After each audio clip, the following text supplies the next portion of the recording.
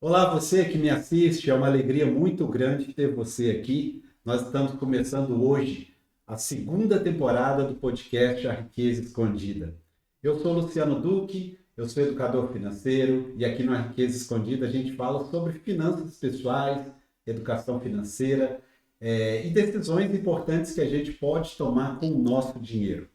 O podcast da A Riqueza Escondida foi criado justamente para que eu possa trazer convidados que possam nos ajudar a tomar melhores decisões com o nosso dinheiro e também em outras partes da nossa vida. Afinal, riqueza não é apenas dinheiro. Existe muito mais coisas na nossa vida que nos fazem ser pessoas mais ricas. Então, hoje nós estamos começando, essa temporada promete muito, assim como na primeira temporada, onde eu escolhi a dedo todos os convidados que vieram aqui. Essa segunda temporada também promete muito. Então eu já conto com a sua presença, com a sua participação, com a sua audiência em todos os vídeos, em todas as entrevistas dessa segunda temporada. Para você que ainda não se inscreveu no nosso canal, fica o convite a acompanhar os vídeos do A Riqueza Escondida aqui no YouTube ou também lá no Instagram. Hoje, com muita alegria, nós estamos iniciando com chave de ouro, essa segunda temporada e eu tenho um prazer enorme de receber aqui uma pessoa, um economista experiente, que vai falar para a gente sobre um tema muito importante, que é sobre investimentos. Então, esse bate-papo de hoje promete e promete muito. Seja bem-vindo, meu caro site Santana, é um prazer ter você aqui. Obrigado, tá, por ter aceitado o convite. Não, que isso, Luciano. Não, o prazer é sempre meu trocar sinergia com você, trocar figurinhas, né, a respeito de investimentos, mercado financeiro, economia.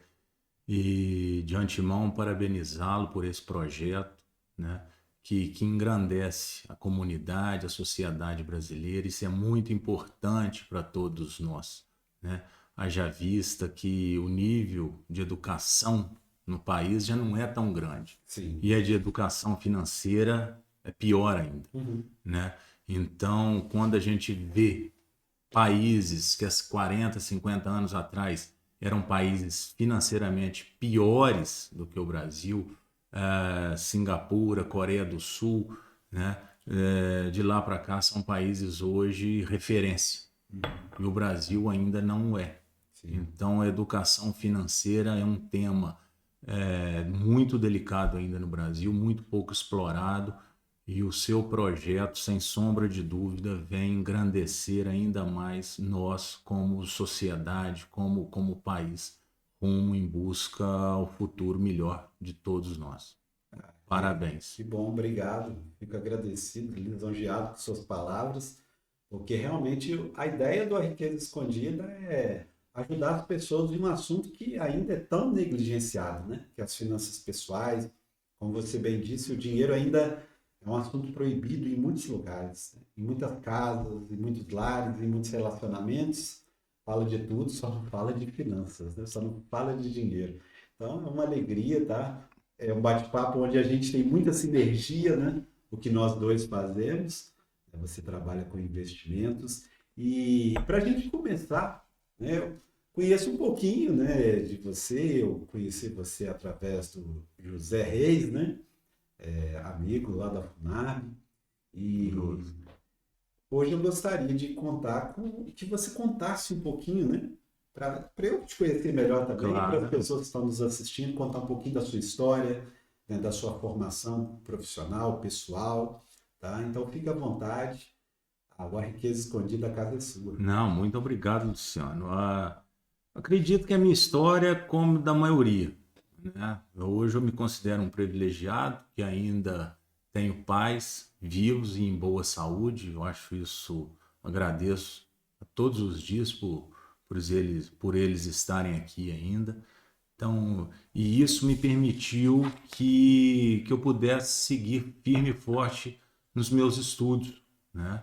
E num país como o nosso, a educação é primordial, né? Então, um grande diferencial é quem consegue seguir em frente nos estudos e às vezes a maioria das pessoas não consegue por Uhum. conta dessa estrutura familiar. Então, eu me considero um privilegiado, né?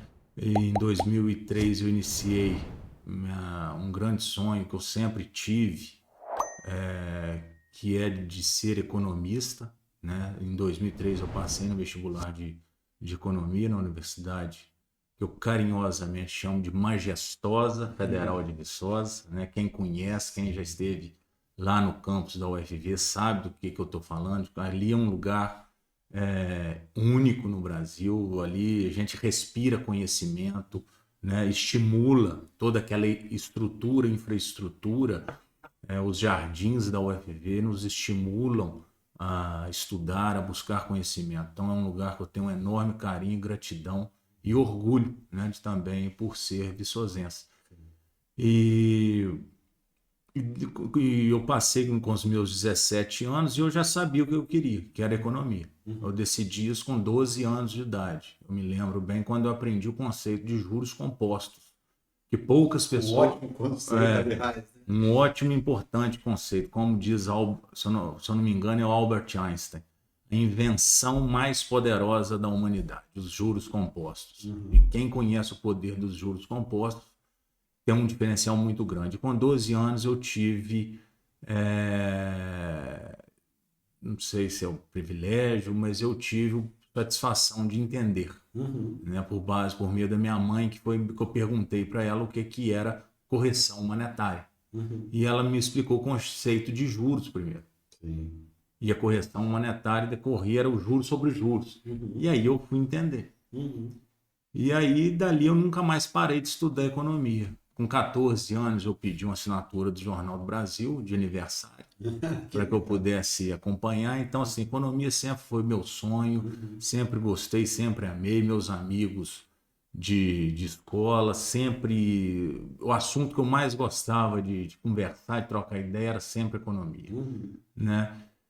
E aí, simultaneamente à graduação, vou abrir meu escritório para ajudar as pessoas a investir melhor. Isso foi já no ano de 2003, então hoje eu tenho mais de 2 décadas dedicada diariamente a investimentos, tanto em bolsa quanto em renda fixa, né, atendendo clientes do Brasil, alguns no exterior.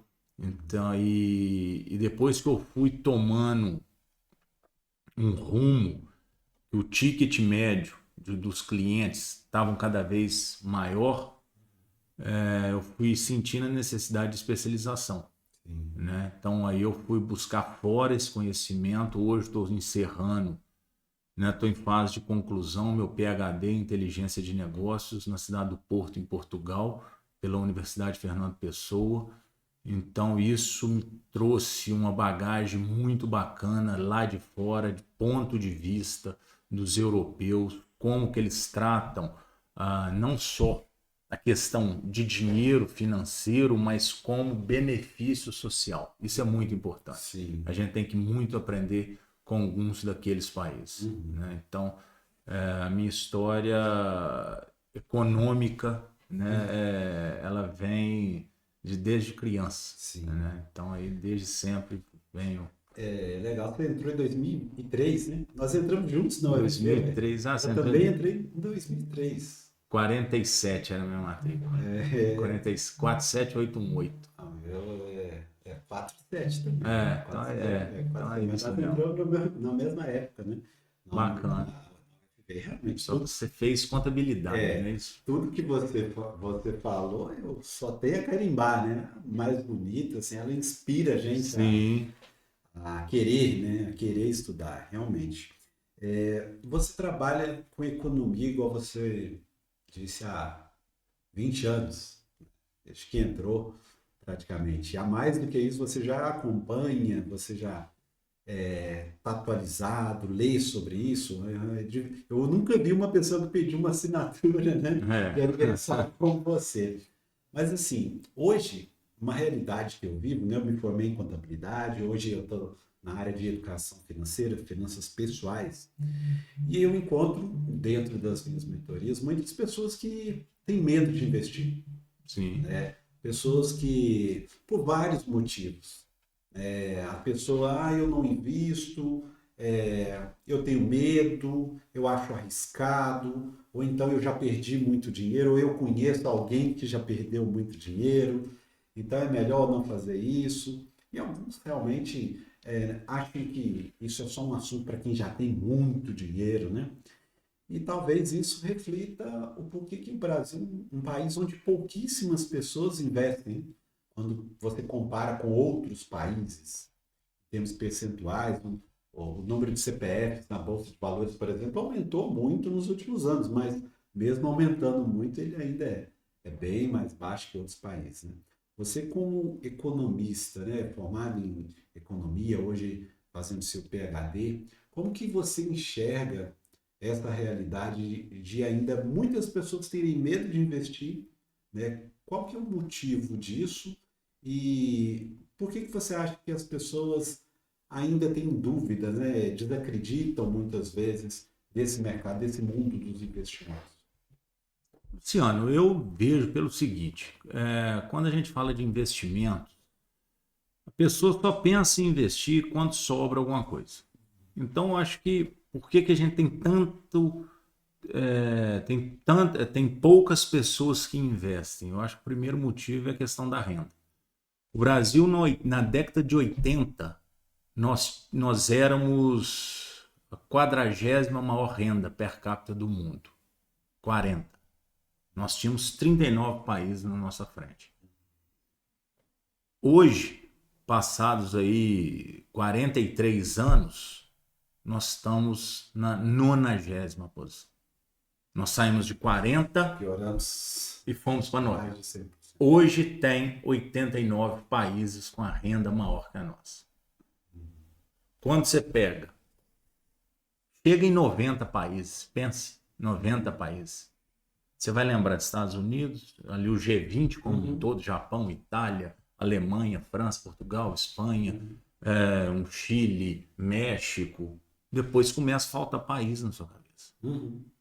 Então você vê o tão pobre nós somos. O quão nossa renda é baixa. Então, por isso que o brasileiro pensa em outras coisas ao invés de investir primeiro, porque a nossa renda é baixa. A questão é, por que a nossa renda é baixa? É isso que tem que deixar muito claro para as pessoas. Alguns, eu já ouvi falar de que o brasileiro trabalha pouco. Você está ficando louco. Nós brasileiros somos um povo trabalhador. Brasileiro, nós como um todo, a gente trabalha igual burro de carga. E chega no final do mês, recebe um salário mínimo. E quando você faz aquela conta, você como contador, você sabe melhor do que eu isso, a empresa paga um valor. Sai do caixa da empresa um valor. Entra no caixa do funcionário um valor bem mais baixo. Então o funcionário recebe lá R$ 1.300 no final do mês. A empresa paga 2.200, 2.300. Alguém fica com esses R$ 1.000. Taxa esses R$ 1.000 de folha de pagamento. Quem que taxa isso? O governo.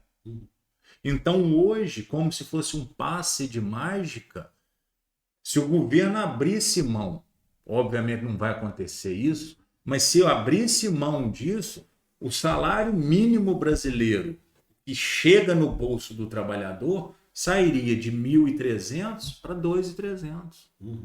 E isso geraria mais consumo nas padarias, mais consumo nos restaurantes, nos barzinhos, no comércio de modo geral, na economia da cidade. Sim. E isso tudo ativaria a roda da economia. Mas não, esse dinheiro fica lá para o governo. Depois aí é outra, que é a contabilidade nacional, né? Para onde que esse dinheiro está indo. Que é mais grave ainda. Que é mais complicado ainda. Para onde que todo esse dinheiro recolhido de impostos vai. E na hora que esse cara já deixou R$ 1.000, né? Porque ele poderia, a empresa pagou 2.300. Ele está recebendo 1.300. Então, ou seja, o trabalhador trabalhou para deixar R$ 1.000 de imposto. Na hora que esse trabalhador vai comprar um botijão de gás, tem 40% de imposto. Na hora que vai pôr uma gasolina no carro, 40% de imposto. Então, na verdade, se a gente colocar ali 1.300 e subtraímos ali uns 40%, ele está recebendo de fato uns R$ 700. É muito pouco. É muito pouco. Então, nisso, gera o quê? Improdutividade, insatisfação. E aí, o que acontece? O governo precisa cada vez mais recolher imposto para ajudar esse cara. Sim. Então, o próprio governo funciona num círculo de maus hábitos, um círculo vicioso. É como se a pessoa acorda de ressaca naquele dia, para não enfrentar a ressaca, vou tomar mais uma para rebater. E aí ele vai criando aquele ciclo de maus hábitos. E aí a bebida chama a comida mais gordurosa, que por aí vai. Então hoje eu vejo o Brasil dessa forma. O próprio governo enfiando os pés pelas mãos e gerando essa insatisfação na população. Sim. Então eu vejo assim, a questão de investimento é baixo por conta do nosso sistema tributário, gerado pelo governo. Né? E de receios que a população tem, de novo, por conta do governo, do histórico de calotes na década de 80, 90. O governo, ao gastar muito, porque o que é inflação? Quando a gente pega ali o conceito de inflação. Inflação nada mais é do que você pegar o peito aqui e inflar. Parece que você está forte. Mas aquilo é só ar. Isso é inflação. O governo vai, pega dinheiro, faz dívida, na época era permitido, faz dívida, faz isso e gasta muito. Nisso que o governo gasta muito, isso é teoria keynesiana. Isso é de 1930. Na década de 80 o Brasil fazia isso ainda. Vai para você ver. Então, na hora que o governo criava a inflação, parecia que a economia estava boa. Jogava dinheiro na economia. Só que aí é igual toma uma dose de cachaça e aí parece que o cara tá alegre, mas não tá. Parece que o cara tá forte, mas não tá. Daqui a pouco ele não aguenta mais segurar o ar. Aí vem a inflação de longo prazo, que é o que o Keynes referiu como muito maléfico. E aí o governo, nessa espiral econômica de gastos e geração de inflação, levou às crises e aos calotes e ao confisco de poupança na década de 80, 90. E até hoje, isso surte efeito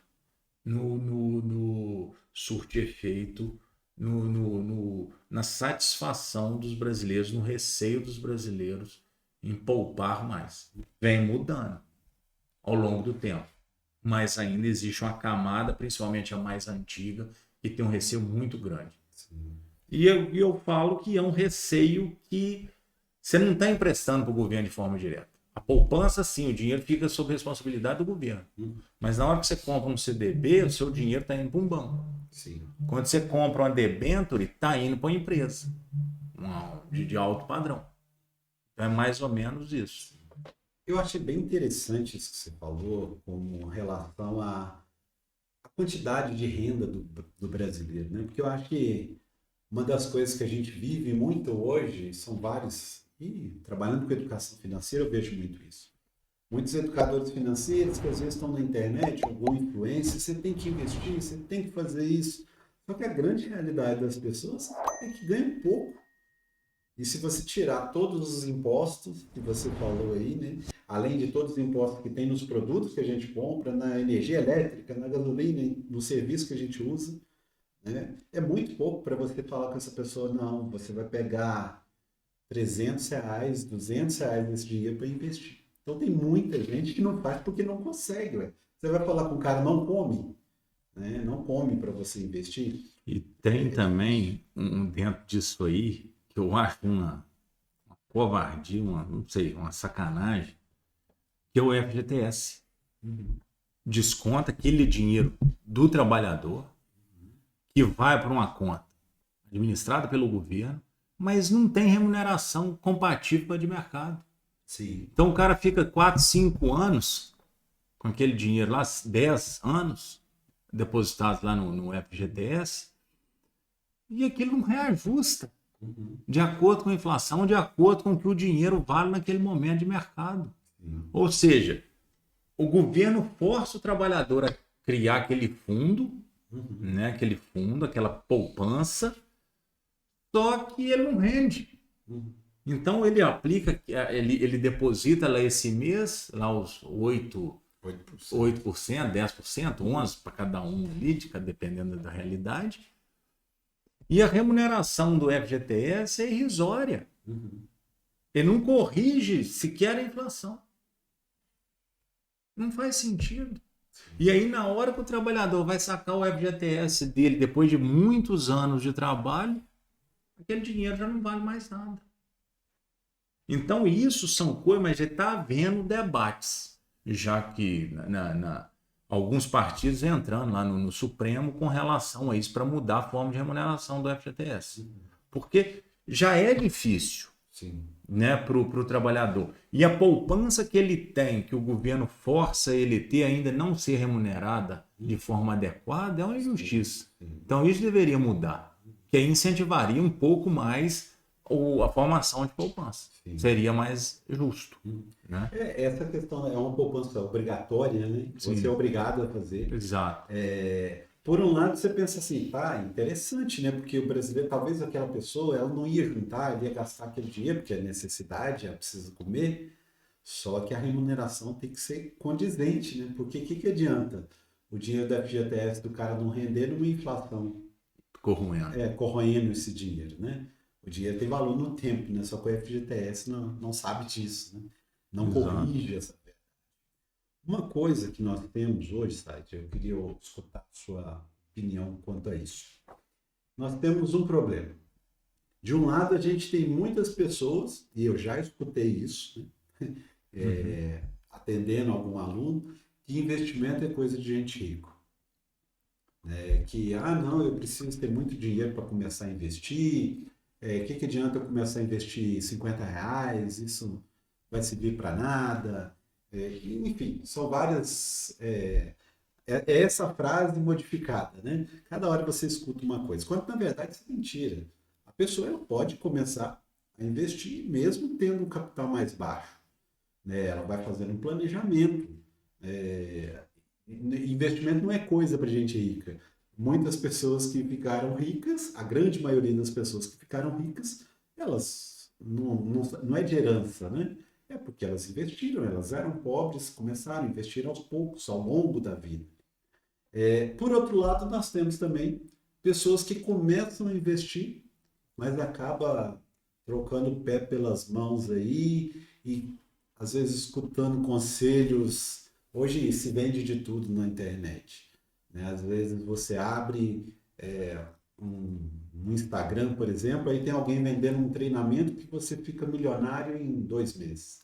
Ou que você vai passar a ganhar R$10.000 por semana. E muita gente, a pessoa carente ali, precisa de dinheiro, não vê outra forma, acaba entrando, né? Sendo seduzida por isso. Então, muita gente que começa, eu já vi muita gente que começou e perdeu todo o dinheiro, porque entrou em furada. Recentemente nós vimos o caso aí, de um jogador de futebol, né, que a gente espera, não que ele seja extremamente instruído, não, porque muitos têm uma história de muita carência na infância, né? Mas a pessoa já atingiu um nível, né? Você espera de um conhecimento maior, a pessoa pegar 5 milhões e colocar no investimento em criptomoeda, queria pagar 5% sem risco. Isso não existe. A gente sabe que não existe. A gente sabe que não existe. Então, assim, como que você vê isso hoje, né? Quais são esses cuidados que essa pessoa que está começando, né? Para que ela não troque os pés pelas mãos, né? E acabe fazendo uma bobeira com esse dinheiro dela. Como que você enxerga isso? A primeira coisa, Luciano, não precisa ser rico para investir, né? Mas para ser rico, você precisa investir. Então, são coisas... E o conceito de investimento, muitas vezes, quando você pega uma conta de padaria, R$1.000, 1% ao mês, R$10. Tá. Você desanima. Pega R$1.000 aqui, R$1.000 ali, 100, 50. Abre mão, porque o dinheiro não vai brotar. Você vai ter que arrumar. Você tem que abrir mão. Tem que ser uma coisa muito, muito consolidada na sua cabeça. É uma arte. Você tem que se acostumar. Porque é muito mais fácil você comprar um tênis, comprar uma calça, do que deixar de comprar e pôr o dinheiro no banco. Muito mais fácil entrar num financiamento, comprar um carro, do que andar de ônibus. Então depende, isso vai da vontade, do desejo de cada um.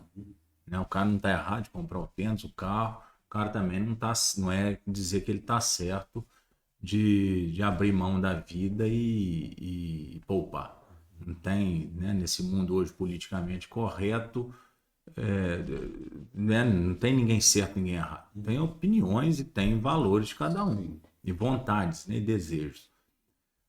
Mas na hora que você pega R$ 1.000, você pensa em 1% ao mês, R$ 10, você desanima. E a finança, os investimentos, eles só começam a fazer sentido depois de 10 anos. Fora isso, se fizer essas contas, você não vai animar.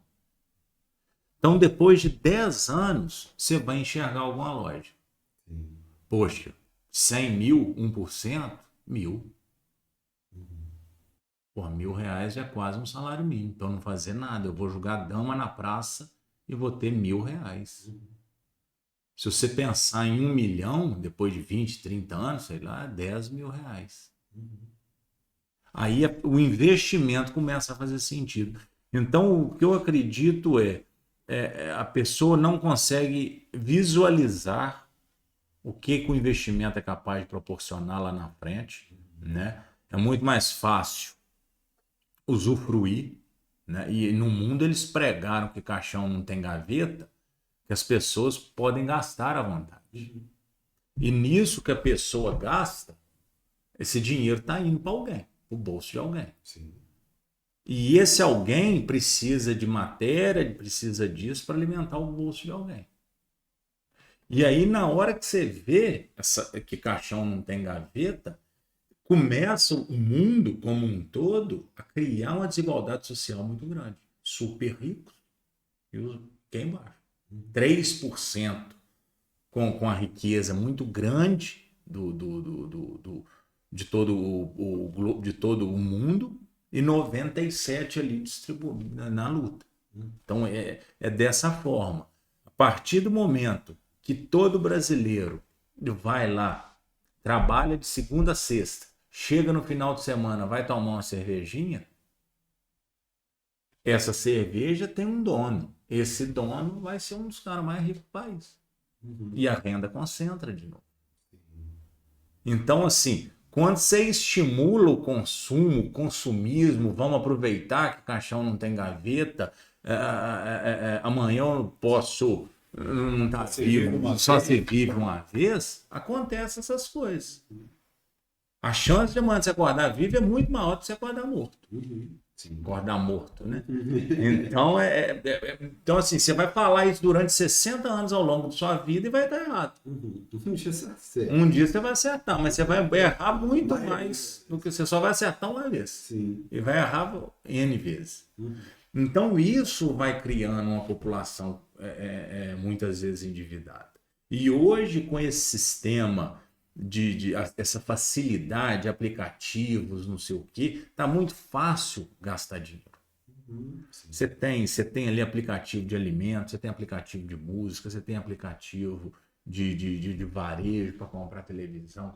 Então você tem um parcelamento, cartão de crédito, muita coisa. Então o estímulo hoje, e as pessoas muitas vezes usam do consumo, e o consumo já sai do âmbito econômico. Isso já é mais para o lado psicológico.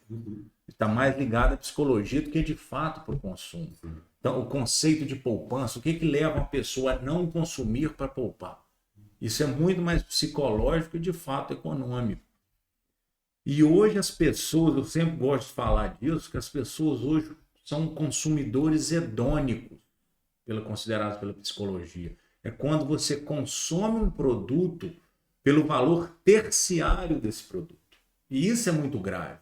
As pessoas vão num restaurante pagar 500, 300, não sei quantos reais um prato de comida, Não pelo valor primário, que seria a parte nutritiva do alimento, mas pelo valor, talvez, secundário, que seria do status de estar ali, e o terciário, que é tirar uma foto e postar na internet. Então as pessoas aceitam pagar aquilo por uma coisa que não tem nada a ver. Então as pessoas preferem comprar um tênis, não sei o quê, um calçado, uma roupa, muito mais pelo valor secundário ou terciário do que de fato pelo objetivo principal daquele vestuário. E isso está levando muitas pessoas a um enrosco financeiro. Isso é preocupante. E as pessoas, às vezes, se não comprarem aquilo, se tornam depressivas. Parece que ela precisa daquilo para saciar o desejo.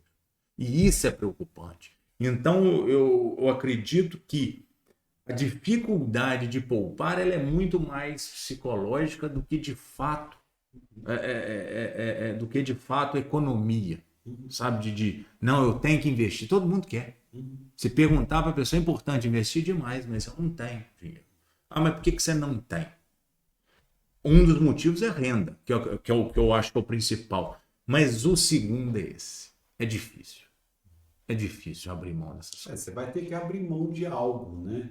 É uma renúncia. Você vai ter que deixar de comprar uma determinada coisa ou gastar esse dinheiro em uma coisa. Eu concordo muito com você essa questão da psicologia, porque as finanças estão diretamente ligadas. A maior parte das decisões que nós tomamos são baseadas em questões emocionais, psicológicas, né? Então a gente precisa tomar muito cuidado com isso. E eu escuto isso muitas vezes. Caixa não tem gaveta, só se vive uma vez, eu vou gastar hoje como se não houvesse amanhã. Né? Só que se a pessoa acordou, é porque teve um amanhã, né? Sim. Então, assim, quantas pessoas já deixaram de ter uma vida mais confortável, estão passando dificuldades hoje por conta dessa mentalidade, né? Essa mentalidade de vou gastar, vou usar tudo que eu tenho e não começam, não entendem sobre o investimento. E aí a gente volta naquele ponto que você falou, o poder dos juros compostos, né? Quando a gente pensa ali no 1% ao mês sobre R$1.000, é pouco, é muito pouco. Para que eu vou R$10? Não vou fazer nada com R$10. Pô, mas pensa no longo prazo.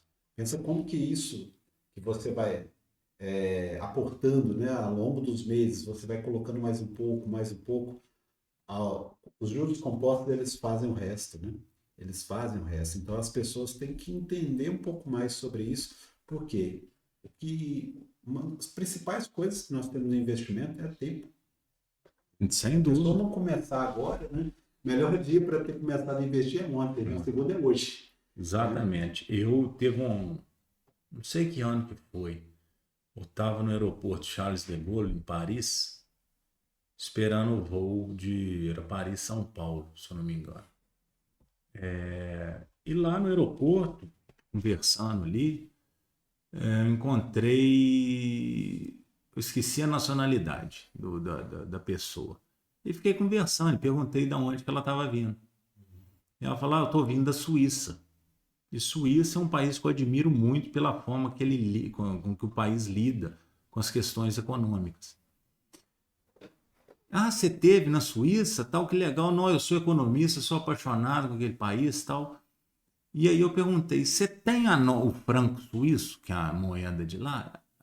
Aí a pessoa falou, olhou assim na bolsa, na mochila ali, procurou. E aí, não, eu tenho uma moeda. Aí uma moeda de 5 francos suíços. Aí eu perguntei, não, deixa eu te pagar aqui. Não, pode ficar de presente. Eu falei, que isso? Não, então pera aí que eu vou comprar uma cerveja ali pra gente, alguma coisa assim, pra gente conversar a respeito e tal. E aí a pessoa me presenteou com essa moeda. Aí depois eu olhando a moeda com mais calma, eu vi a data dessa moeda. 1965. Isso foi em 2020, talvez 2019. Mais de 50 anos. Mais de 50 anos é que a moeda ainda tinha valor de compra. Pega uma moedinha de 5 centavos, uma moedinha de 5 centavos com a data de 1994. Começou o real. custa nada. Tem muita questão, esse valor do dinheiro ao longo do tempo. Porque você pensa, poxa vida, eu vou guardar R$ 5 em 1965. Aí vem o governo, olha de novo o termo governo, vem o governo e começa a gerar inflação. De 1965 para cá nós tivemos umas 8 moedas aqui no Brasil, por conta de inflação. Nós tivemos N ministros da Fazenda, N presidente do Banco Central, então tivemos N uma... E a Suíça está lá até hoje com a mesma moeda. Quando você pega todos os países desenvolvidos, o que eles têm em comum? Estabilidade monetária. E o que é estabilidade monetária? A ausência de inflação. E por que países subdesenvolvidos têm em comum? O uso da inflação. Que aí volto lá na teoria keynesiana, de novo, na década de 30. Por que os países são subdesenvolvidos? Porque eles não são capazes de criar tecnologia para criar produtividade. Então, como que eles ganham produtividade? Gerando inflação, mostrando que está forte e enchendo o peito de ar. Inflando. Então, inflação de curto prazo, ela é capaz de ativar a economia. Sim. Só que é como se fosse uma dose de cachaça. Hoje você toma. A pessoa toma. Parece que está indo bem. Tá alegre, tá feliz. Amanhã ela toma de novo. Daqui um tempo ela virou alcoólatra. Os benefícios da inflação e da cachaça no curto prazo são muito bons. Mas os benefícios da inflação e da cachaça a longo prazo são prejudiciais. Sim. Isso é perigoso. E aí, por exemplo, um lápis custa, sei lá, $1. R$1. Um lápis custa R$1. E R$1 custa $1. Então, o cara lá, um importador, quer comprar lápis aqui do Brasil. Então, ele vai pegar $1 e vai comprar um lápis. A economia nossa, nesse cenário hipotético, está ruim. Então, o que eu vou fazer? Vou criar inflação, eu vou desvalorizar minha moeda. Agora, $1 vai custar R$10. Agora não. Com $1, esse cara compra 10 lápis a R$1, cara. No curto prazo. E aí, agora, ao invés da economia produzir um lápis, vai produzir 10. Então, ativa realmente. Só que aí os custos de produção no médio e longo prazo, que é o que o Keynes fala, vai tudo subir. Então, ele não vai conseguir mais vender lápis a R$1. Vai tudo para as alturas. Né? Então, aí no médio e longo prazo, isso não funciona mais. E aí o cara que poupou, vê a desvalorização da moeda dele em relação às moedas fora, para de poupar. Então, por isso que é complicado. Imagine você nesse cenário primeiro de R$1, $1, o cara que tem R$1 milhão, ele teria $1 milhão. Aí nesse cenário que o governo vai lá e cria essas loucuras cambiais, essas aventuras, de $1 milhão, o cara passou para $100 mil. Ele empobreceu. Então desanima o investidor. Por isso que essa profissão que eu escolhi para mim de assessor de investimento, ela é primordial no auxílio ao dono do capital. Porque aí essas anuâncias, essas intempéries da economia, o assessor deve e tem que proteger o dono do dinheiro disso. Mas não é na hora que acontece. É antes. Porque na hora que a vaca foi pro brejo, já foi. Então isso tudo é importante para quê? Para tirar esse receio da população e mostrar que os juros compostos sim, pode mudar a vida daquela pessoa. E muda. Tem várias histórias que a gente vê de pessoas que começaram investindo lá atrás, um pouquinho, trabalhando, o próprio podres de rir. O próprio Barsi no Brasil, ele começou lá atrás, e depois ele fez um curso de contabilidade e tudo mais, mas ele começou com pouco, né? Sim. Mas é aquilo que você falou. Se você não investir, não tem como, cara. Não, Não tem como. não tem outra solução. Não tem. Quando você pega ali Coreia do Sul era agrário, agrícola, na década de 60. Coreia do Sul, entre vários outros, né? Mas eu, como economista, o que eles criaram? Estabilidade da moeda, do yuan. W-O-N, yuan, coreano. Então isso, o cara que poupava aqui, ele via a moeda dele prosperar. Singapura era uma favela. Singapura na década de 70 era uma favela, na década de 60 era uma favela. O dólar de Singapura, o governo, depois que foi emancipado, tal, separou, eu acho, da Malásia, o dólar de Singapura foi estabilizado e falou: a gente não vai ligar as impressoras para gastar, para fazer política, para falar nós vamos dar tudo para todo mundo. As impressoras ficarão desligadas. E aí, por que que os Estados Unidos é a potência do mundo hoje? Porque por ser o dono do dólar, os Estados Unidos não podem utilizar desses artifícios de inflação. Ele é refém do dólar, ao mesmo tempo que ele é o dono. Porque os Estados Unidos não pode desvalorizar o dólar para ganhar competitividade, porque a moeda dele é referência de reserva. Imagina, aí agora está esse assunto falando do presidente atual do Brasil, falando que nós vamos fazer negócio com o yuan chinês e a China vai fazer com o real brasileiro. Beleza. Tá, mas na hora que alguém desvalorizar a moeda, como é que fica essa relação? Vão andar juntos, né? Porque o Brasil é nítido, o Brasil de várias épocas já tentou isso, de desvalorizar a China também, desvalorizou a moeda deles pra caramba, e aí você tá lá com a tonelada de yuan japonês, chinês. Como é que faz? E eles desvalorizam para ganhar mais mercado. E nós aqui com essa reserva. Entendeu como é que os Estados Unidos não podem? Nem os Estados Unidos, nem o Banco Central Europeu. Sim. Nem o franco, nem o franco suíço e nem a coroa sueca. A coroa sueca, ela é estimada em 2% ao ano. Que eles aumentam. E pronto. Ser economista na Suécia é um tédio. Um tédio completo. Então é isso. E na hora que você vê essa questão de moeda na geopolítica mundial, você pega a China e você pega os Estados Unidos. Você pega a Arábia Saudita e você pega os Estados Unidos.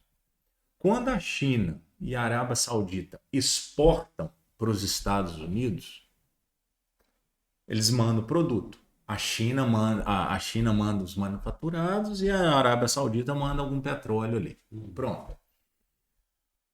Se os Estados Unidos mandarem dinheiro para esses países, o que acontece? Excesso de dinheiro na economia. Inflação. Então, os Estados Unidos é a única economia do mundo que consegue comportar esse volume de dinheiro no mundo. Imagine que o real brasileiro se torne referência como moeda. A gente não vai poder mais gerar inflação, tem que ser controlado. E na hora que a gente emite muito essa moeda, o mundo começa a mandar real aqui para dentro. O que vai acontecer com esse excesso de real? Onde a gente vai enfiar tanto real assim? Por isso que os Estados Unidos é uma potência econômica. Lá tudo é voltado para negócio. Por quê? Para gerar produto. Aqui no Brasil, por exemplo, uma moeda tem um saco de café. Aí no Brasil, eles emitem essa outra moeda. E o saco de café começa mesmo. Então já tem inflação aqui. Nos Estados Unidos, não. $1 um saco de café. Na hora que esse saco de café está saindo, que eles emitem. Então a economia cresce, a base monetária cresce. E isso não gera inflação. Então a economia tem que crescer para depois se subir a base monetária. Então é um único. Aqui é o inverso. Aqui cria moeda, isso que é inflação de curto prazo. Cria moeda aqui para tentar ativar isso aqui, essa segunda. Então, esse jogo do dinheiro pela ótica global, isso interfere em todos os nossos investimentos aqui. E é com essa ótica que a gente tem que tentar controlar isso aí. O nosso dinheiro, o nosso capital. Porque senão vai chegar lá na frente, você erra a mão, faz um investimento mal feito e dá com os burros nada. Então é sobre esse prisma. E nada mais importante, quando a gente está falando de investimento, como o dólar, que é referência. Né? Estados Unidos, que é referência. China é a fábrica do mundo, mas de base monetária, não é. Ninguém tem confiança. Até que um ponto que nós vamos confiar numa reserva. É difícil. É difícil. Quando a gente pensa em tudo isso, né? Você deu uma aula de economia aqui pra gente. Quando a gente pensa em tudo isso, você pensa que não dá para você simplesmente abrir a internet, pegar uma dica ali e vou colocar meu dinheiro. Por quê? O assessor de investimentos, né, que você trabalha com isso, ele precisa estar antenado em todas essas situações. Ele precisa conhecer disso. Não é só uma aposta, né? Porque senão fica uma aposta. Compra essa daqui que vai subir. Vai ficar bom, né? Aí depois se cai. Aí tá um problema lá nos Estados Unidos, porque afeta tudo aqui. Questão dos bancos que aconteceu lá recentemente. Então tudo afeta aqui. Muitas das pessoas que estão hoje entrando no mercado não conheceram nada disso. Não viveram o país lá de Sarney, né? O Brasil de Sarney, com a hiperinflação. Hoje a gente fala da Argentina 100%, mais de 100% no ano, mas nós tivemos isso aqui no mês, né? Nós ganhamos dos argentinos.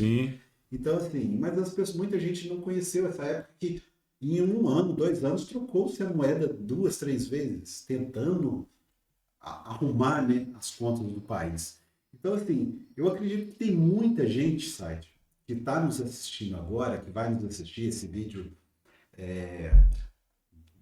A gente não tem ideia para aonde ele vai chegar, que quer começar a investir, que pensa em, não, eu preciso começar, eu quero criar, eu quero aproveitar dos juros compostos para criar um futuro mais tranquilo, mais promissor para mim, para minha família.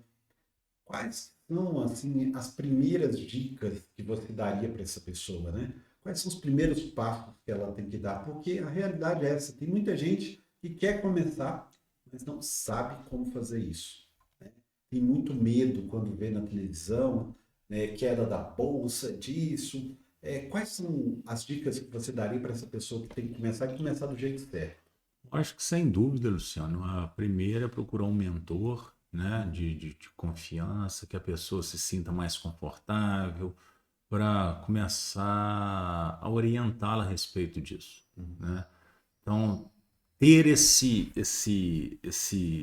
ciclo, esse círculo, né? Eu brinco com alguns empresários que, que é importante todos eles terem um círculo ali de bate-papo. Então, esse mentor, esse assessor, é uma forma de criar esse círculo de bate-papo. Porque dinheiro, às vezes, você não quer conversar com seu cunhado a respeito disso. A última pessoa que você quer conversar é com algum parente. E aí, com quem? Então, essa parte de um mentor, de um auxílio, de um assessor, começa para isso, para começar a trocar ideias. Isso é o principal. Aí a pessoa entende aquele projeto, como que funciona, onde que o dinheiro dela estará, né? Os medos, os receios, e vai tudo de forma gradativa, até ela se tornar um expert. Né? E depois, hoje eu estou com 20 anos, eu tenho cliente de 20 anos, eu vi eles ficarem ricos. Então, 20 anos depois, você escutar isso dos clientes, te agradecer que você foi incisivo com o cara, para poupar cada vez mais, ainda bem que eu te conheci, isso não tem preço. Isso não tem preço. Só que agora que eu estou colhendo os frutos, 20 anos depois, eu ruí o osso lá atrás, incentivei cada vez mais os meus clientes a pouparem cada vez mais, abrem mão, e quando você estiver ali na casa dos 50, 55, você vai estar com um burro na sombra. Então, porque de início não faz muito sentido, mas ao longo desse trajeto vai fazer, e isso manda muito ao círculo que a pessoa está inserida. Né? Eu brinco com meus amigos de infância que se hoje for para a gente reunir para beber cerveja, se o assunto não for lote, saco de cimento e dinheiro, taxa de juros, eu não vou. Então, esse é desde novo, a nossa forma de encontrar era isso, conversar sobre essas coisas. Então, isso engrandece muito. Então, a primeira coisa é começar a conversar desse assunto e achar uma pessoa de confiança para fazer isso. Porque depois a parte de produto, a parte de investimento, aí é momento. Aí é momento, a gente não sabe se está em pandemia, se está em guerra, está Estados Unidos com Rússia, China, Ucrânia, a gente não sabe. E se estoura lá, estoura aqui. A mesmo sol que bate lá, bate aqui. Então isso tudo é importante, né? E isso não é, fala essas coisas, não é no sentido de colocar medo. Quando você se preocupa em não sentir frio, você não sente frio. Você leva uma blusa. Se você não se preocupa com a chuva, você vai tomar chuva. Mas quando você se preocupa com a chuva, poxa, vou sair mais cedo, vou deixar para sair depois. Olhei a previsão, vou levar um guarda-chuva. Então não é nesse sentido. Precaução não é medo. Eu sempre fui cauteloso. Assim como tem que ser. Então, na hora que eu falo esses monte de coisas de variáveis, China, Ucrânia, Estados Unidos, dólar, lápis, essas coisas, é no sentido de precaução. Por quê? Para que a gente não seja pego de calça curta. Calça nas mãos, né? Então é dessa forma. Isso tudo é para mostrar que a gente tenta ter um pouco de controle nas mãos. O que estiver ao nosso alcance, a gente consegue fazer a diversificação correta e a maior proteção possível do dinheiro. Sim. Então, é círculo. A pessoa, nesse momento, que ela não sabe nada, criar um círculo de conversa para isso. De conversa para isso. Esse é o ponto principal, o ponto de partida.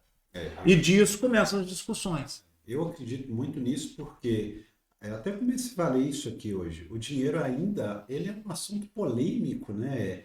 Em muitas rodas de conversa não se fala de dinheiro, muitas famílias não se fala de dinheiro. Ah, não pode, né?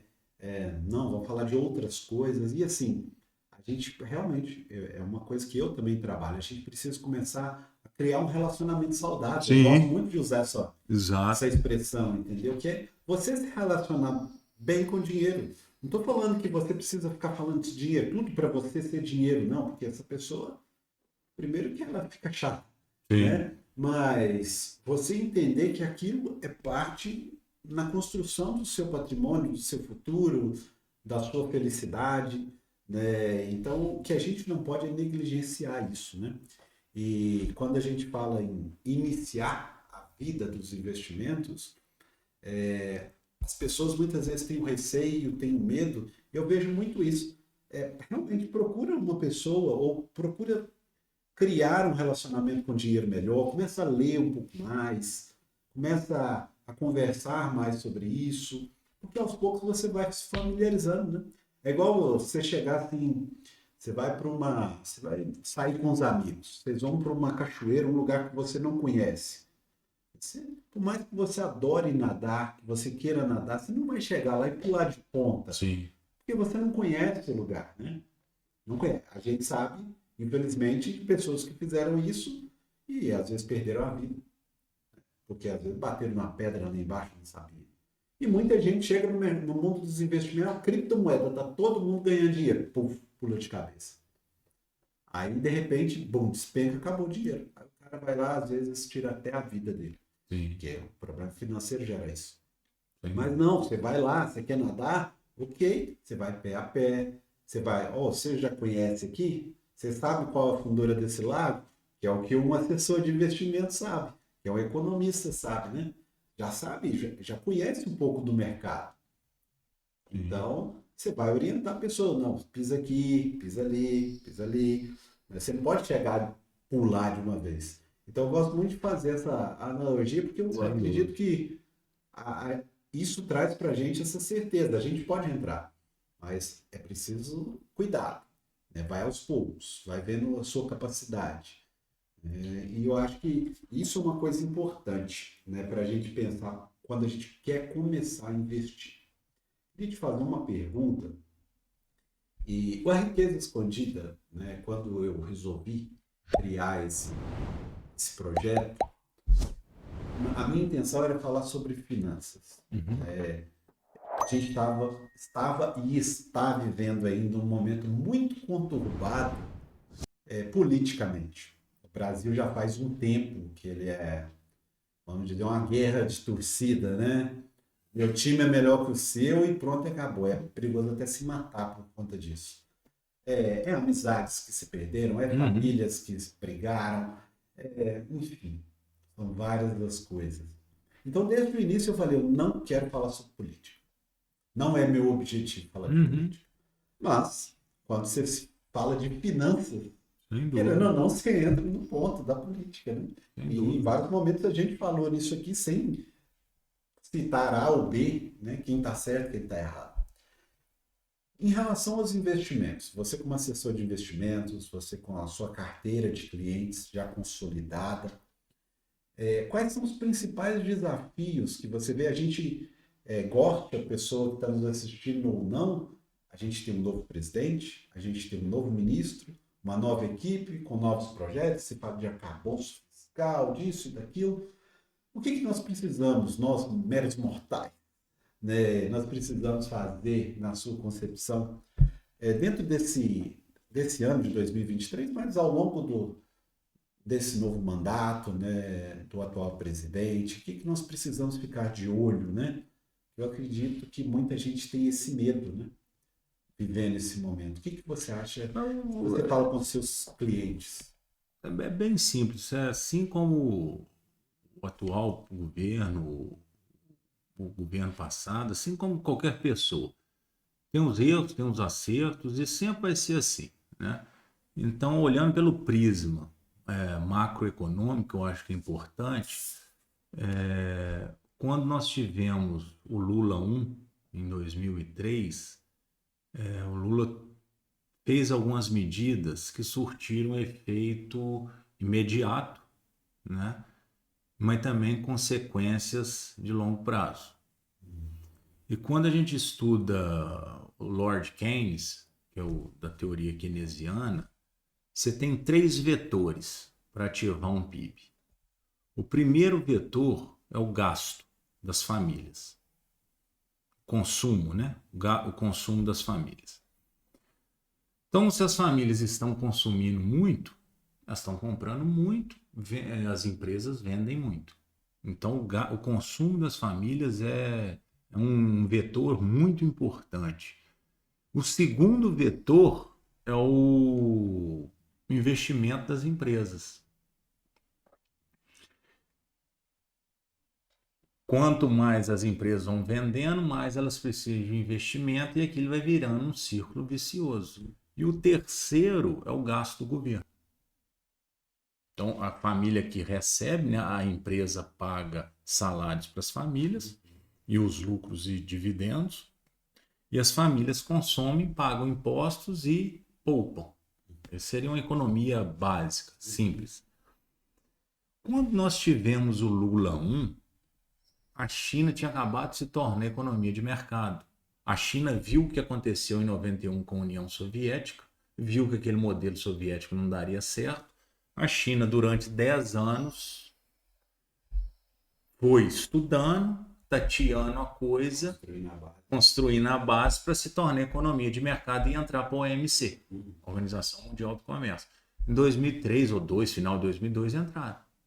E nisso, começaram a importar muito. Nisso que a China começa a importar muito, as empresas brasileiras começam a exportar. Então, o investimento aqui já se tornou por si só um senhor fator de crescimento do PIB. E nisso vem os salários para a população, para as famílias, que começaram também a consumir muito. E na hora que a gente tem esses dois vetores, o PIB já explodiria. Bastava o governo ficar quieto e não inventar mais moda. Fazia ali o...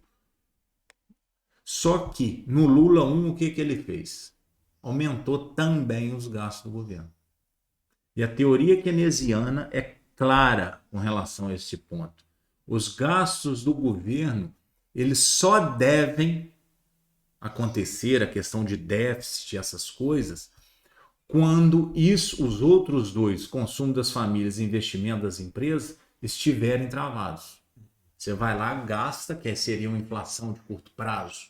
Você gasta mais do que arrecada, mas ativa a economia, a roda da economia. Então, no Lula 1, nós tivemos esses dois pontos. China importando muito, que ativou a indústria brasileira, o parque industrial brasileiro, através dos investimentos, e o consumo das famílias. Por si só, isso aqui já ativava qualquer PIB. E aí o governo Lula 1 fez isso. Então, nós tivemos no Lula 1 3 vetores fortíssimos de crescimento. O PIB explode. Para curto prazo, legal. Só que aí em 2015, essa conta começa a não fechar. O ciclo se encerra. E aí aqui para, o consumo das famílias para, o investimento para. E o Estado também acabou com a capacidade dele de gastar. Ali, em 2015, seria a hora do Estado ter feito o dever de casa e começar a injetar. Ter a reserva. Ter a reserva. Hoje em dia, não. Nós temos um Estado quebrado, dívida altíssima, o salário, né, que é os impostos do Estado, não são capazes, o salário, os impostos recolhidos não são capazes de pagar, que é o déficit primário. Nós temos uma dívida altíssima, as empresas com capacidade ociosa elevada, e nisso gera salários cada vez mais baixos. Então nós estamos num ciclo ruim. E quem que poderia melhorar isso? Os gastos do governo. Só que o governo está com a asa quebrada. Então essa é uma consequência do Lula 1, que é sentida até hoje. E a gente sabe que gastos do governo, uma vez elevados, não retraem. Então isso que é uma das consequências graves para a macroeconomia brasileira. E diante disso, nós temos um cenário hoje de quê? De engessamento fiscal, de ambiente de negócio para as empresas ruim e renda, que a gente já falou disso, ruim. Então, assim, não tem consumo, a empresa não vende, se não vende, não gera muito imposto e fica aquela coisa. Então, nós estamos no inverno, então fica aquela coisa. Nós estamos parados, o barco está à deriva. Aí entra a direita que fala que tem que reduzir os gastos.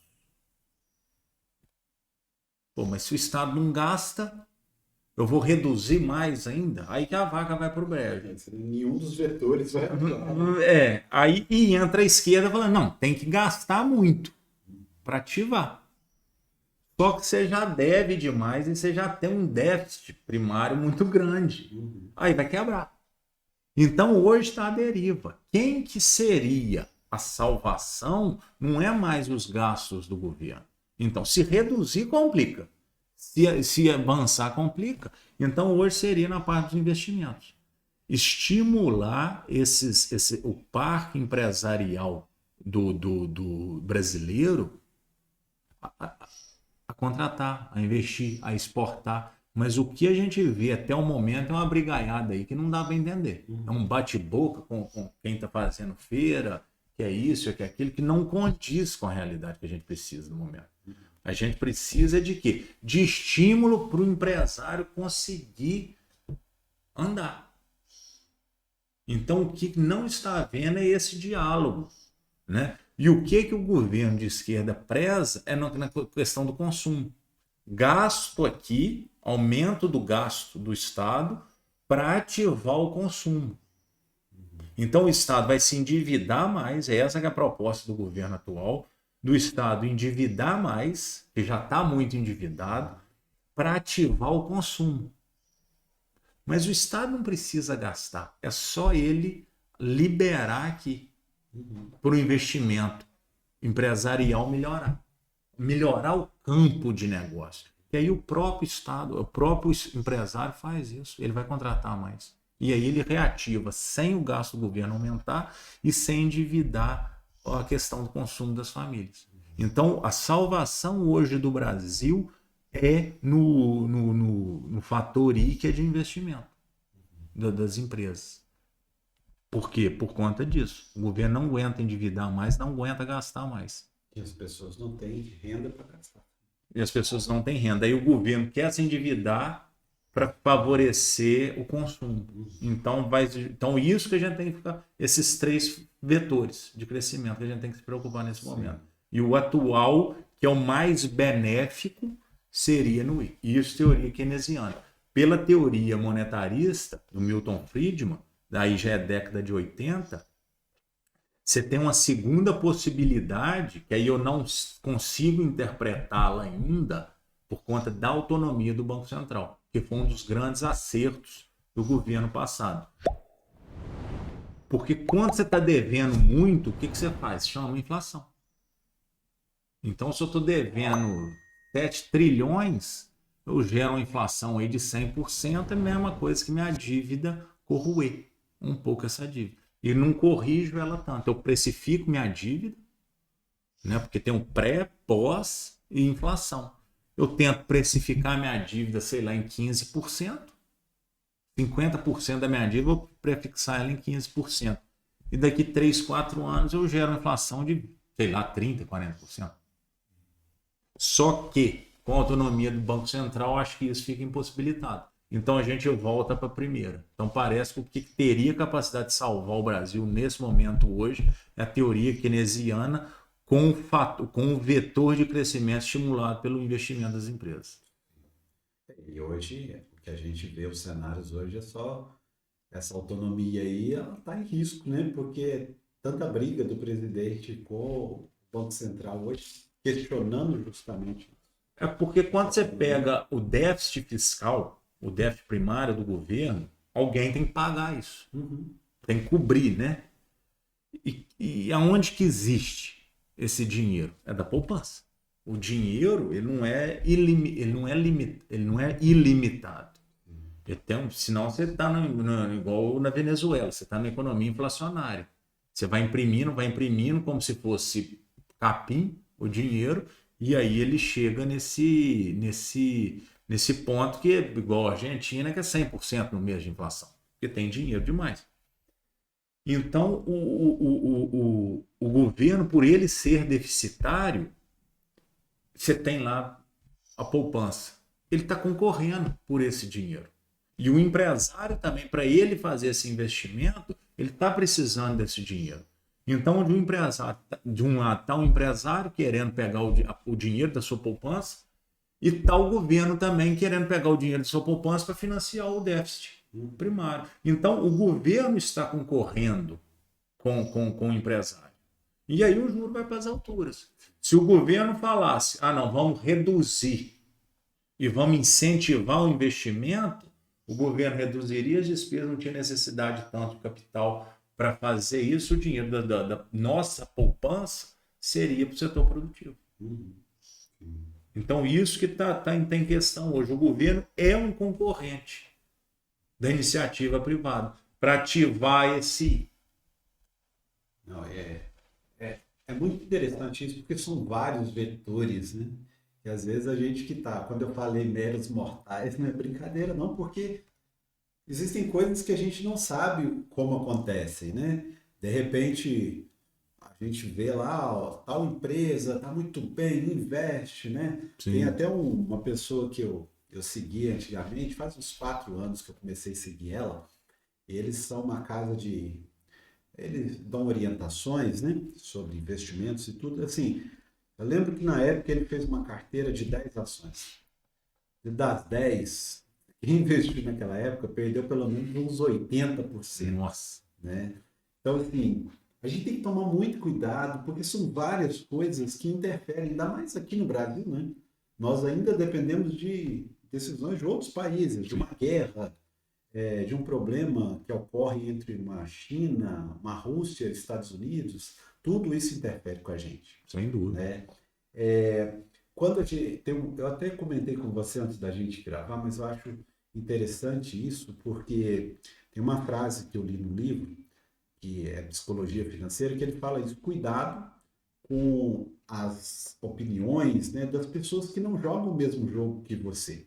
Cada pessoa tem um perfil, né? Eu acho que o assessor de investimentos, quando ele conhece, vai atender uma nova pessoa, a primeira coisa, ela vai fazer uma análise do perfil, o que que a pessoa quer, para quando que ela quer esse dinheiro, quais são os objetivos dela, né? E a gente tem que tomar muito cuidado com isso, porque às vezes a gente escuta alguém dando uma dica, a gente escuta alguém lá na internet falando compre determinada ação, faça isso, mas a gente não tem a informação se isso é bom. Porque a gente não conhece os vetores que estão sendo movimentados, o que que levou aquele cara a falar isso, se ele não está recebendo uma comissão, ou se ele, por exemplo, ele está cheio daquelas ações ali, está querendo vender, né? Porque existe casos disso. Então, assim, é muitas variáveis que existem nesse mercado e nada como você contar, né? Você conversar sobre dinheiro, começar a se familiarizar mais sobre isso. Luciano, no caso de ações, eu sou muito receoso. Eu já sou muito receoso com a parte econômica, né? Mas no caso de ações, a minha atenção é redobrada, né? Então, ações eu vejo mais como uma questão de time. Ação não é um negócio para você estar direto ali. Porque quando você está ali, é como se estivesse num ringue. Se você cochilar ali, você toma um soco no nariz, no queixo, você desmaia. Então, você não precisa ficar entrando nesse ringue toda hora. Vai, dá um morro, corre, taca a pedra, sai. Então, essa forma do que as pessoas fazem esse glamour de bolsa de investimento em ações, isso é muito preocupante, né? Bolsa é um negócio muito metódico, chato. Eu passo horas para lendo, eu vendo, eu assino grandes revistas globais dos Estados Unidos, Londres. Não é ir ali comprar é a coisa mais fácil. O fazer o clique é a coisa mais fácil. Pega um balanço para ler, você como que caropada que é. Vai ler sobre aquela empresa que é entediante aquilo. Entediante. Então as pessoas cortam essa fase do tédio e já vão para a ação. Vão para trocar tiro. Vão para cima do ringue, que ali tem emoção. E é isso que aí sim é o glamour da bolsa. O cara, quando ele acerta, não existe sensação de dopamina igual aquela. É como se fosse uma droga, talvez. O senso de prazer quando a pessoa leiga compra, às vezes achando que aquilo, por algum motivo, e acerta, o prazer que aquela pessoa tem é inigualável. Um negócio que parece que a pessoa é super-homem. Eu tenho 20 anos de bolsa. Eu já me senti assim. Parece que por alguns milhares, centenas de reais, você pode... Porque você está ali na arquibancada, no Maracanã, vendo o jogo acontecer. E por alguns centenas de reais, você pode entrar lá no gramado e bater bola com aqueles caras todos. Então você vai e entra. Do nada você chuta uma bola lá e faz um gol. Que é chamada sorte de principiante. Porque geralmente quando o cara começa a investir, é quando está assim, o mercado já começa a esticar. Não, a bolsa subiu 100%, bolsa subiu, vou para lá. Então assim, o mercado já está lá em cima. Aí ele entra, que é o efeito manada. Então ele entra aqui e sobe mais um pouquinho. O cara acha que é Deus, acha que é super-homem. E aí ele fica naquela euforia. Só que o grande problema é aí. Ele entra com R$ 3.000. R$ 1.000. Aí ele começa naquele pensamento do capeta que é: e se eu tivesse colocado R$ 100.000? Aí acabou. Aí começa a virar uma tragédia. Aí nisso ele acha que ele acertou, que ele é expert, que ele entende, não tem medo, está destemido e com dinheiro na mão. É o cenário perfeito para dar merda. Aí ele vai, aporta mais, pega dinheiro com a esposa, pega dinheiro com a família e depois vem aquela... Eu sei sobre investimento, pode confiar. Pode me dar tiro. Que não quebra. E a pessoa entende menos ainda. Então é isso, bolsa é dessa forma que o leigo enxerga. Porque da forma profissional de bolsa é muito metódico, é chato. Não tem... Você vai pondo aqui, tem os parâmetros que você tem que seguir. E isso tudo já é, como não é programado, já é pré-estabelecido pela sua cabeça. Eu, dentro de uma gaveta com chave minha, eu tenho todo um manual do que eu tenho que fazer se bolsa em um dia cair 10%. E se em um mês ela cair 30%. Num período ela cair 30%. Da máxima para a mínima. Então eu tenho todo um roteiro. Porque eu não sou psicopata. Porque se acontece isso, falar que eu vou ficar normal diante do mundo em crise, se a Rússia amanhã, hoje, 5 horas da manhã, estoura uma bomba nuclear lá na Ucrânia. Aí vai ser um caos amanhã. O que eu tenho que fazer? Quais papéis eu tenho que olhar? Quais ações eu tenho que tomar naquele momento? E vai estar aquela loucura. Você vai procurar na internet, cada um quer aquele monte de coisa, você vai ser bombardeado. Sua cabeça, por ser normal, você vai ficar apavorado, você vai ficar nervoso. Então eu preciso ter isso tudo já planejado. Então eu deixo isso tudo para que, se no dia que aconteça essas crises violentas, circuit break, que é quando a bolsa cai mais de 10% num dia, que aí a bolsa para, mas se no outro dia acontecer de novo, igual foi a crise. Na última vez que eu acionei esse protocolo meu, foi na crise da pandemia. Então ali eu sabia o que eu vou ver. Que aí é a teoria da utilidade marginal, dos marginalistas, que aí eu vou ver quais papéis. Então eu já deixo tudo isso, sabe, impresso, que aí eu sento longe de todo mundo, sem televisão apagada, nada, computador desligado, de forma arcaica, vou lá no papel, isso aqui, quais indicadores que eu tenho que olhar, o que eu vou prezar. Eu deixo tudo ali no meu protocolo de emergência. Só que fica lá. A última que eu fiz foi em 2020 e está lá, guardada até hoje. E pronto. Então é dessa forma que a gente... E na euforia também é a mesma coisa. E se acontece alguma coisa aí que bolsa suba 100% em um ano, será que isso é normal? Então você tem que ter protocolo para isso também. Tanto para o mínimo, para baixo, quanto para cima. Não, eu vou sair, vou continuar. O que eu vou olhar? Se subir demais, o que eu vou fazer? Então eu já deixo isso tudo, porque na hora que bolsa eu compro hoje, daqui 6 meses sobe 50%, você está em euforia. Falar que você está no estado normal para tomar a decisão, você não está. E como a gente não é psicopata, a gente precisa... É a hora da proteção. Da proteção entender. Vai subir mais. Vai subir mais. Até onde que isso é verdade? Até onde que não é? Até onde que eu posso confiar naquele papel? Para isso. Então são essas coisas. E isso o leigo, ele não consegue fazer. O iniciante, o amador, ele não consegue fazer. Esse controle emocional. Para que eu consiga ter esse controle emocional sem ser um psicopata, eu vou e faço isso do meu protocolo. Que aí eu leio. São 6 folhas, frente e verso. Vou lá e lendo. Sei tudo, os indicadores. E quando a gente compra, quando eu compro alguma coisa nesse sentido, pode dar errado. E aí você precisa voltar lá no protocolo. Por que eu comprei isso mesmo? Sim. Você tem a justificativa ali. Tá. É por isso. Então estou calmo. Pronto. Estou calmo com relação a isso. Então é dessa forma. Né? Então eu vejo ações como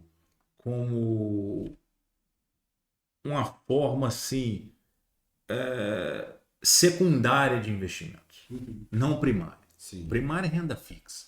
Começa no beabá. Sim. Às vezes a pessoa não tem perfil nenhum para ações, então esquece. Ela não vai ficar rica com ações da noite para o dia. Então vai fazer na renda fixa, ela vai ter a tranquilidade e daqui 10 anos ela vai ter uma outra realidade. A partir dessa realidade você pensa em ações. Mas é isso que muita gente quer, tipo assim, acha, hoje em dia está tudo muito rápido. As pessoas acham que precisa ficar rico rápido, né? Então, às vezes, entra numa dessa. Viu uma ação que subiu lá 200, 300%, pô, vai entrar. Vai entrar. E isso é muito preocupante pelo seguinte, se você pegar de 1995 atualmente, corrigir o seu dinheiro pelo CDI, que é a referência de renda fixa, você não ter volatilidade quase que nula e um rendimento extraordinário. Sim. E bolsa, aquela volatilidade louca e um rendimento nem tão.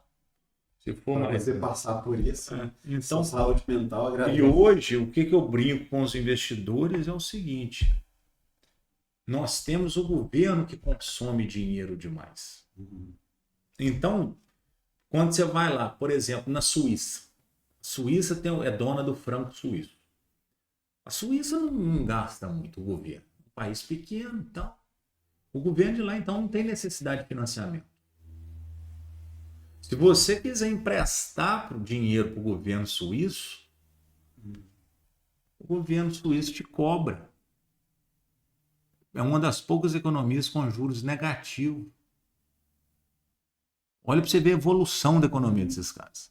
Então você aplica lá, eu quero 1 milhão de francos suíços. Vou aplicar na Suíça. No outro ano você vai ter 2.500 francos suíços a menos. O dinheiro lá não cresce, ele diminui. De tanta certeza, confiança que existe dentro do franco suíço. Sim. Aqui não. Aqui, já que o governo, vamos, cada um com seu lema de campanha, o governo atual ganhou, falou, vamos cuidar aqui para todo mundo tomar cervejinha, comer picanha molhada na farinha, aquela coisa. E o que acontece? O governo precisa de grana para isso. E o governo precisa de grana para fazer isso. O que o capital pensa? Poxa, quer coisa melhor que emprestar para o governo? Então aí o juro vai lá para cima. O cara que tem o capital vai lá e fala, não, você quer fomentar cervejinha, picanha no pessoal? Toma aqui que eu te empresto. Então quem que o capital quer, de fato? É um governo que fala em responsabilidade com os gastos públicos, que a gente vai sanear as despesas? Eu tenho lá, o capital tem lá 1 bilhão. Para quem que eu vou emprestar esse dinheiro? Se não for para o governo. Tem um falando que vai sanear, não vai pegar dinheiro emprestado. E tem outro falando que vai gastar. Para quem que o agiota quer emprestar? Né? Tem aquele meme de internet do agiota. Hoje é sexta-feira, você vai querer sair? Você quer dinheiro emprestado? Né? Então o capital sabe que vai querer. Sabe que vai querer. Então o capital fez a mesma coisa. Né? Grandes banqueiros tomaram opção pelo governo que falou que vai gastar. Porque aí não, então vai emprestar para o governo. Né? E o mundo hoje é movido pelo capital. Um dos 3 fatores de produção e ainda o mais importante. Tem o Jean-Baptiste Say, que é um economista francês, ele estabeleceu, são 3 fatores de produção: trabalho, terra e capital. Trabalho tem importância, a terra também, mas o capital hoje é o mais relevante dos 3. Então, quem tem o capital que que faz toda essa... que dá as cartas dessa engenharia toda aí. Né? Então, excelente, isso é preocupante. Excelente. É muito interessante a gente entender um pouco mais, né, de tudo isso que está por trás do que a gente vê na televisão. Né? Por trás de chegar uma notícia ali, as Americanas descobriram uma fraude, as ações da Americanas caiu. Existe muita coisa por trás disso tudo, né? No mercado de ações. E é importante a gente realmente ficar muito de olho, ter muito cuidado, porque quando a gente tá todo mundo eufórico, né? Tem muita gente ganhando dinheiro saindo, né? Tem muita gente ganhando dinheiro vendendo as ações. Eu lembro das Americanas, acho que foi em janeiro, não é isso? Acho que foi. Eu olhei um título, um bonde da Americanas lá nos Estados Unidos. Por exemplo, empresas de tecnologia dessas big techs, lá elas estavam pagando em torno de 3,5%, 4% em dólar.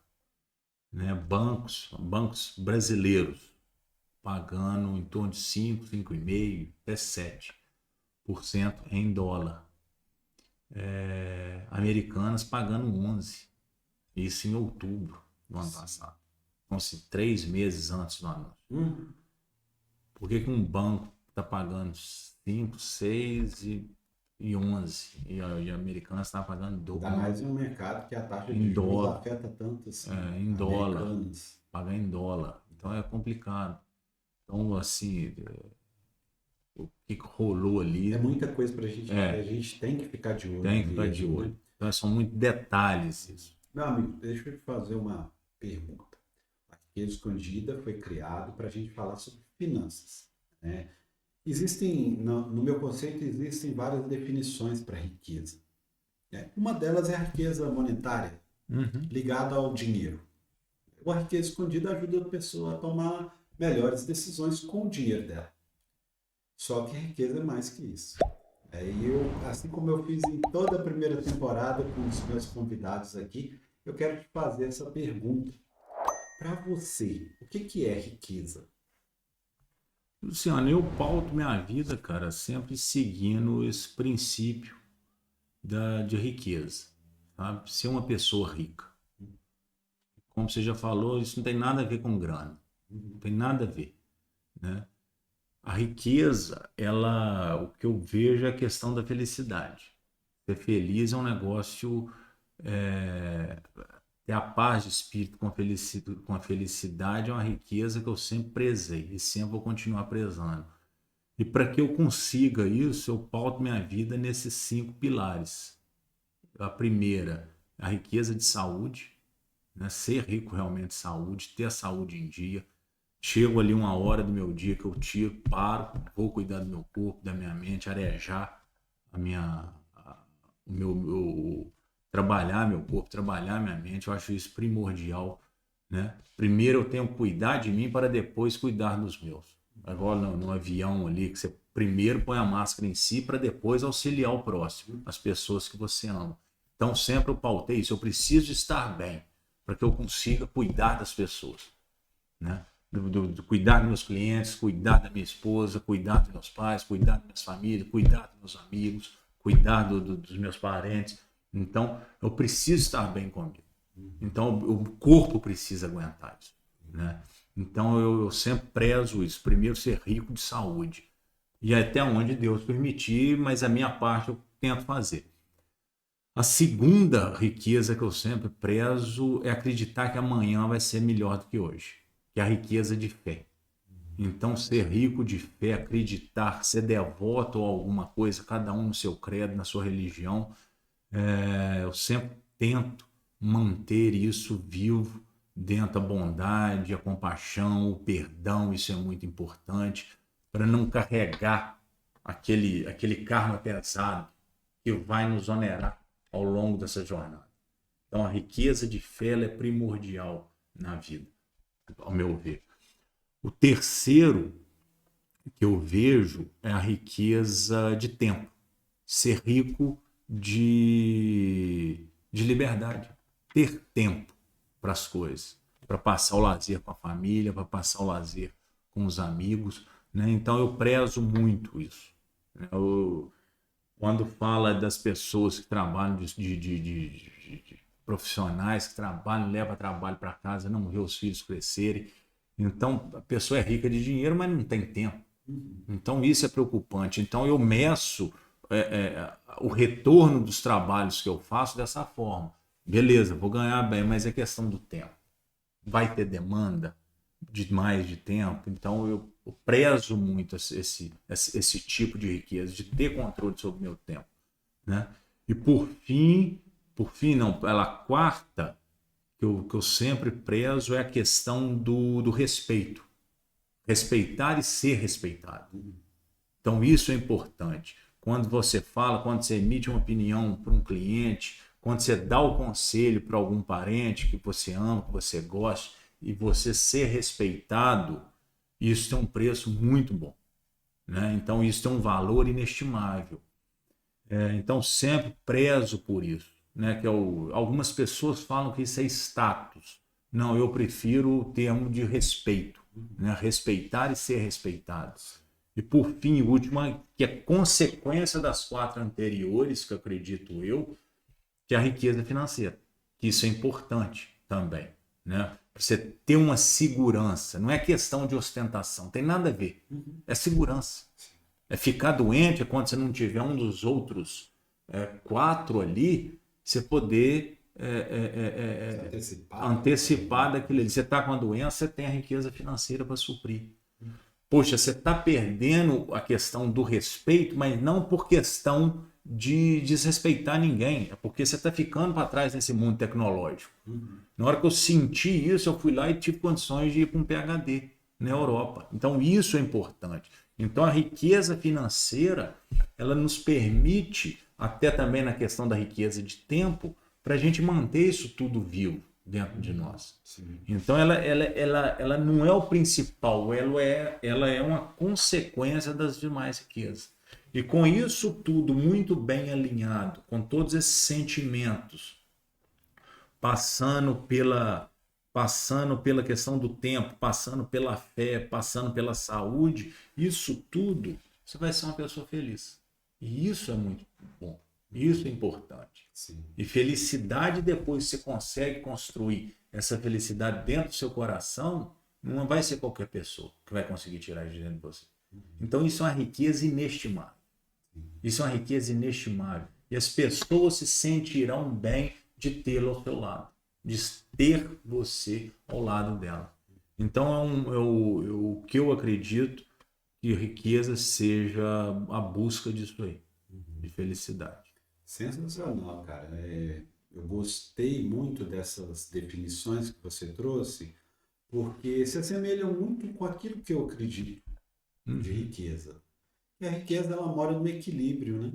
Sem dúvida. Porque são várias coisas que nós temos na vida. Nós temos família, temos relacionamentos, esposa, temos amigos, saúde física, mental, reconhecimento, né? Às vezes a pessoa pode pensar status, mas vamos dizer respeito, vamos pensar também na parte financeira. Não adianta. Se você não consegue um equilíbrio, dificilmente você vai ser uma pessoa rica.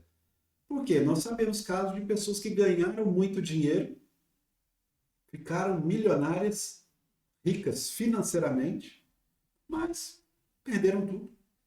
Por quê? Porque não tinham respeito, às vezes não tinham família, às vezes não tiveram saúde, morreram, não souberam gastar o dinheiro. Então, assim, a riqueza mora no conhecimento, né? Eu falo muito disso. O equilíbrio, ele é fundamental. A gente é adulto hoje, né? Dificilmente tudo vai estar certo a todo tempo. A gente vive tentando equilibrar.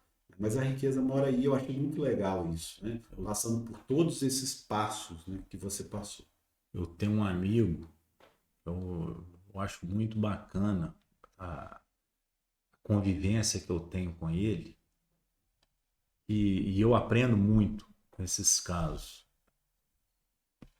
Ele é pobre de saúde, ele é pobre de tempo, ele trabalha pra caramba, ele é pobre de status e ele é pobre de dinheiro.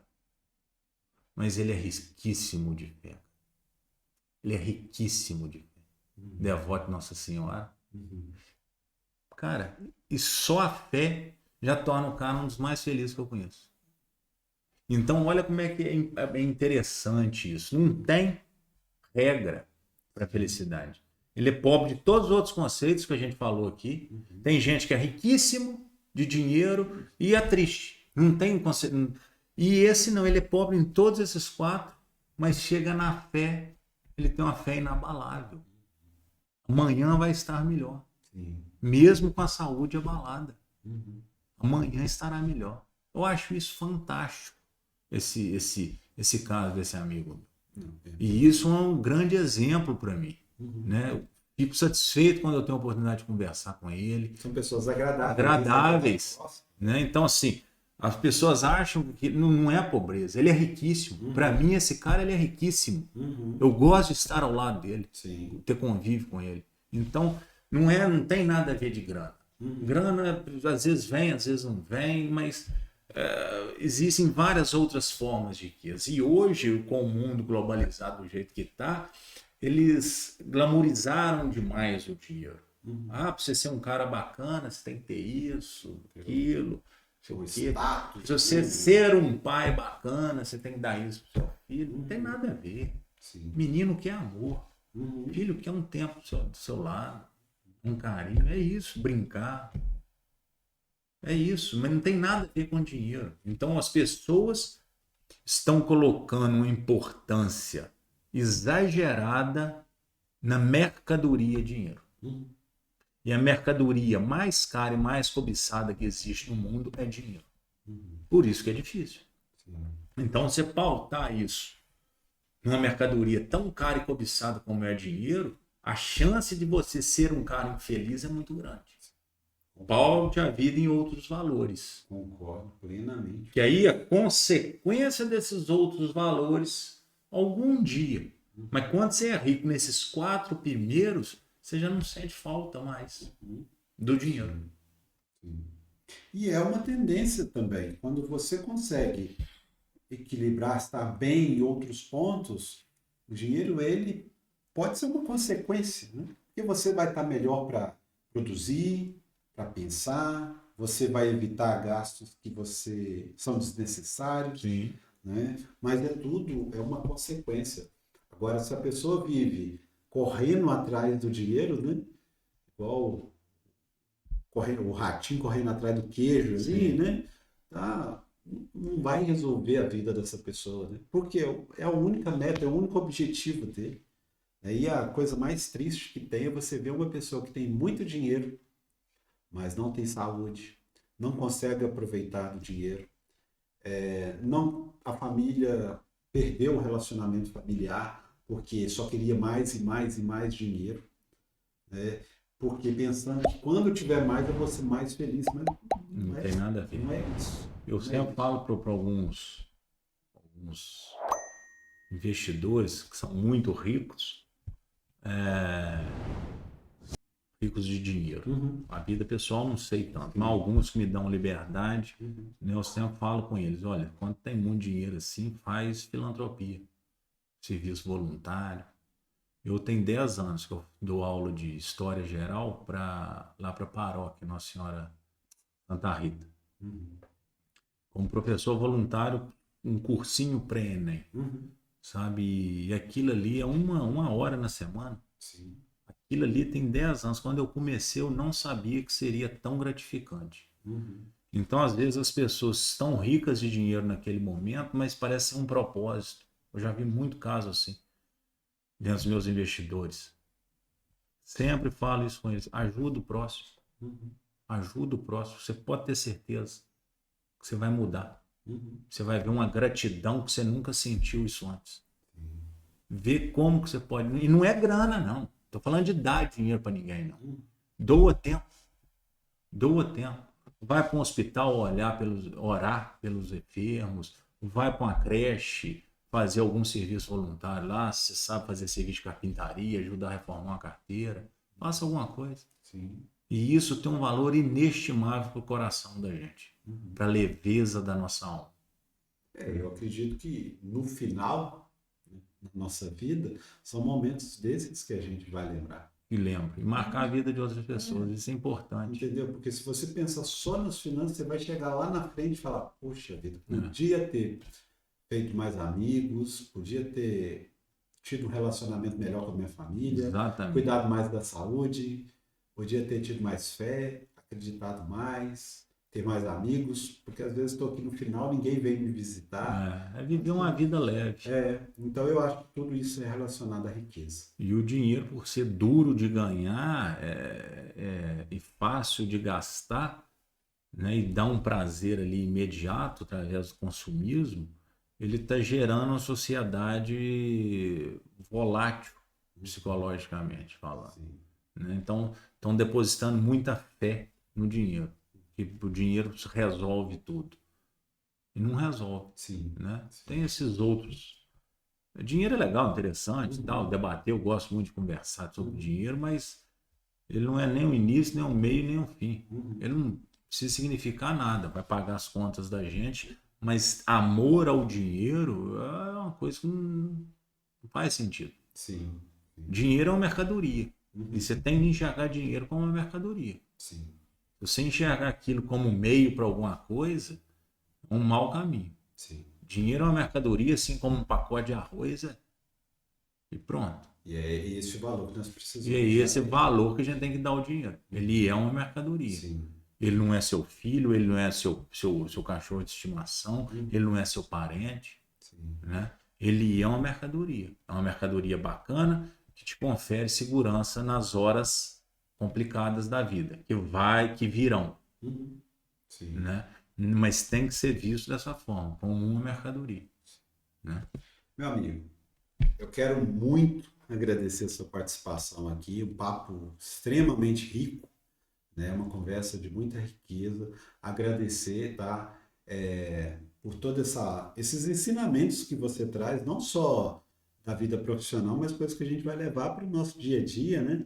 Para as nossas decisões. É a ideia do nosso bate-papo, né? A ideia desse podcast é justamente trazer pessoas que possam contribuir, né? Possam trazer uma riqueza para nós. E com certeza você trouxe isso. De coração, muito obrigado mesmo. Tá? Não, eu que agradeço, Luciano, pela oportunidade da gente falar sobre esse tema, né? E mais uma vez reforçar aqui a importância do seu projeto, né? Para com a sociedade. Isso é um tema muito bacana. Não sei se eu falei aqui no início, mas vários países, assim que as crianças aprendem, já nas primeiras aulas de matemática, já ensinam o mercado cambial para elas, já ensinam juros compostos, e isso na casa de 7, 8 anos.